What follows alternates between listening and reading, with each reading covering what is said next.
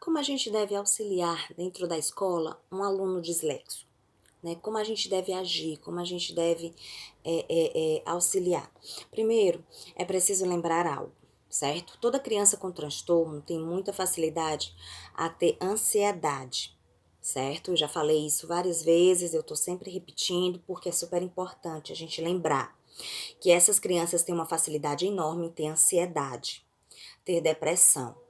Por quê? Gente, a depressão vem da rejeição. Muitas crianças são rejeitadas, elas percebem as piadinhas, certo? Que os coleguinhas soltam.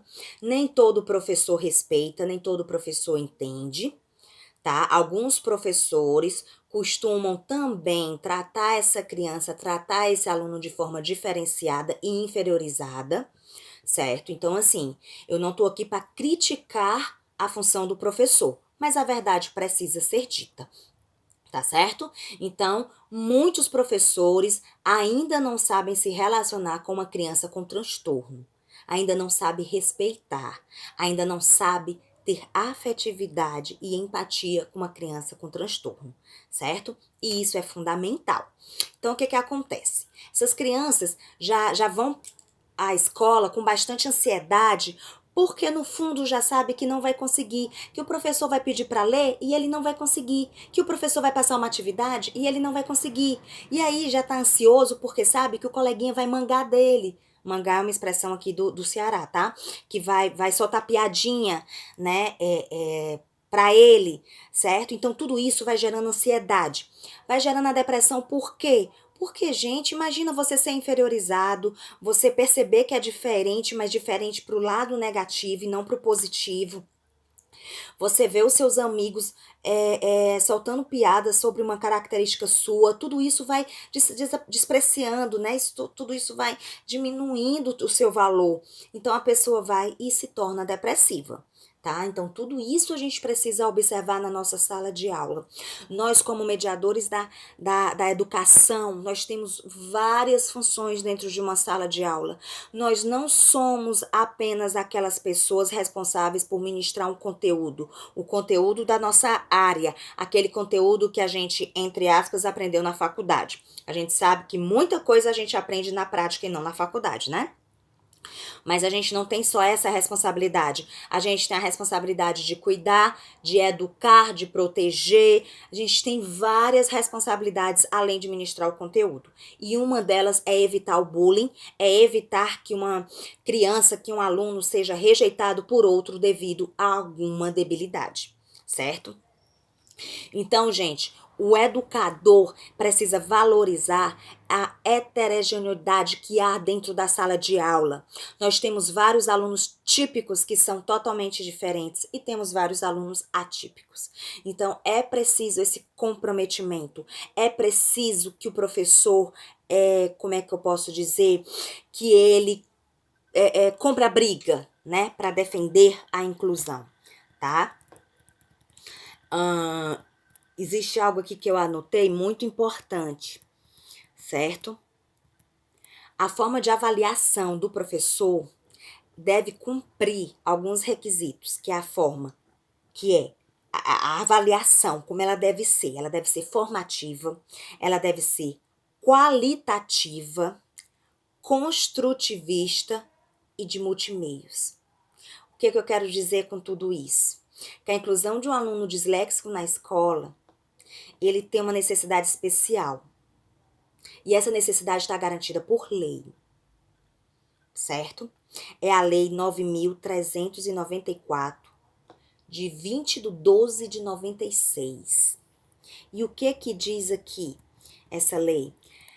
Que a escola o faça a partir do artigo 12, inciso 1º, no que diz respeito à elaboração e à execução da sua proposta pedagógica. Que a escola deve prover meios para a recuperação dos alunos de menor rendimento.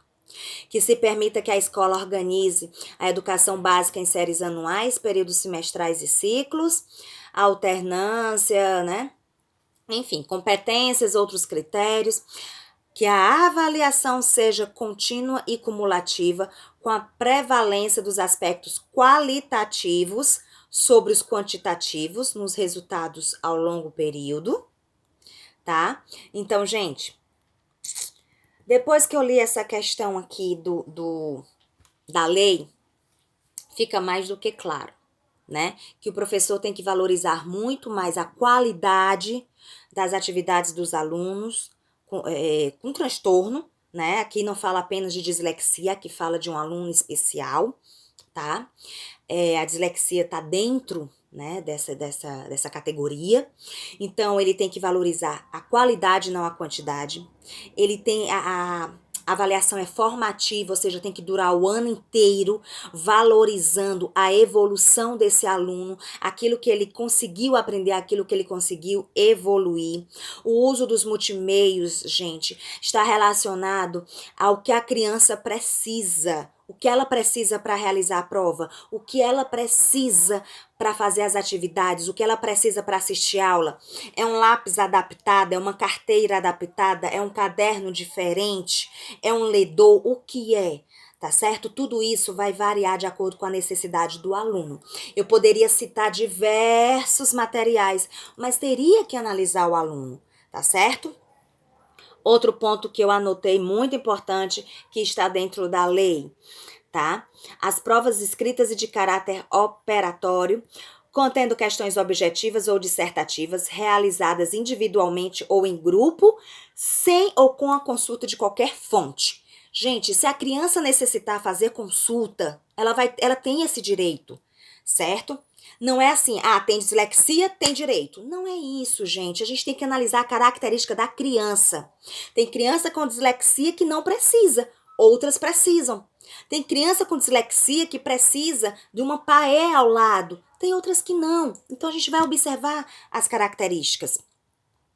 Provas orais através de discursos e arguições realizadas individualmente ou em grupo, sem ou com consulta de qualquer fonte. Gente, se o aluno não conseguir fazer a prova, fazer a avaliação de forma escrita, ele tem direito a fazer de forma oral. Sabia disso? Pois é. Pois se a criança está tendo dificuldade em realizar as avaliações de forma escrita, seja trabalho, trabalho que a gente passa para casa, trabalho que a gente faz em sala de aula, sejam aquelas provas, né, que nós costumamos chamar de provas parciais, de provas bimestrais, cada escola acaba dando uma nomenclatura. Se a criança está tendo dificuldade em fazer de forma escrita, ela tem direito a fazer de forma oral, tá certo? Ou de forma individual ou em forma de grupo, como a criança se sentir melhor, como a criança tiver melhor desempenho, tá certo? E ela pode sim fazer uso de um esquema. Se for necessário, se ela tiver necessidade, ela tem esse direito. E quem tá falando é a Samira? É a lei, tá bom? Os testes, gente.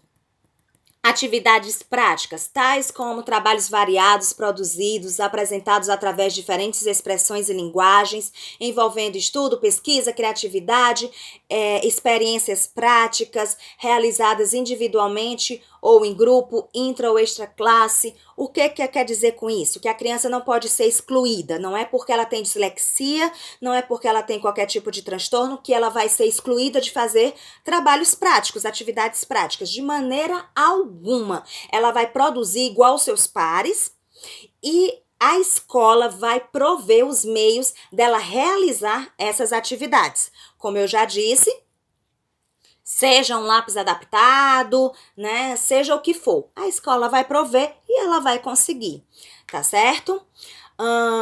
Observações de comportamento, tendo por base os valores e as atitudes identificadas nos objetos da escola.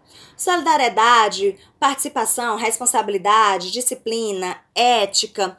Então, além de situações que são impostas pela lei, também tem aquelas impostas pela escola, não é verdade? Como disciplina, a realização de tarefas, chegar pontualmente, tá com fardamento correto, limpinho e tal. Tudo isso, gente, uma criança com dislexia tem que seguir.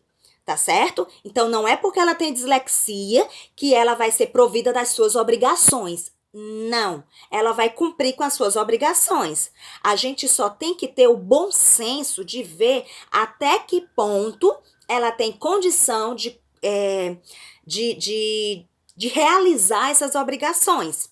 Existem obrigações que são praticamente dos pais.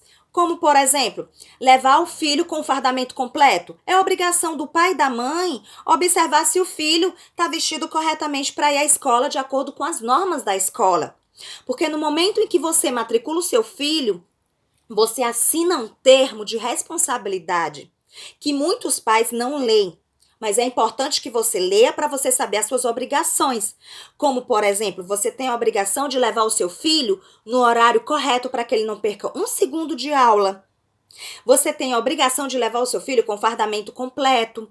Você tem a obrigação de levar o seu filho com material completo e por aí vai. Então, existem as obrigações que são dos pais e os pais colocam para as crianças, tá certo? Mas tudo isso, gente, uma conversa com a família, a coordenação, fazendo toda essa mediação, a gente consegue ter sucesso, tá? Tudo feito com bastante respeito, com bastante calma, com bastante harmonia, com bastante paciência, porque a gente não vai conseguir modificar a cabeça dos pais, a gente não vai conseguir modificar uma realidade da noite para o dia. Mas aos pouquinhos, sim, a gente consegue.